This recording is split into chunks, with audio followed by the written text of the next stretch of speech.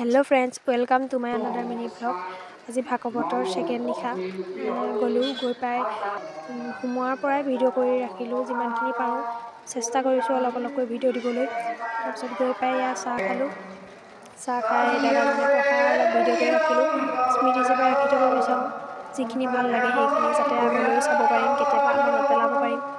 গাঁৱৰে ভাগৱত হয় আৰু এনেকুৱা পৰিৱেশ মই বহুত বেছিয়ে ভাল পাওঁ। সেইবাবে প্ৰত্যেকটো বস্তুৱে মই স্মৃতি হিচাপে সাঁচি ৰাখিব বিচাৰোঁ। সেনেকৈ আৰু অলপ সময় বহিলোঁ নামঘৰৰ ভিতৰতে।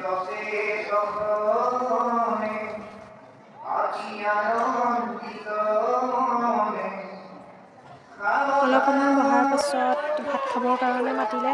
আমাৰ ভাগৱত পাতিলে, নামঘৰত ভাত দিয়ে, সকলোৱে মিলি খোৱা হয়। ভাল লাগে, এই ভাতকেইটা অমৃত যেন হয় খাবলৈ। ভিডিঅ'টোত ইমানেই আছিল, বিশেষ একো নাই। আশা কৰোঁ মোৰ ভিডিঅ'টো চাই সকলোৱে ভাল পায়। আজিলৈ আহোঁ তেন্তে।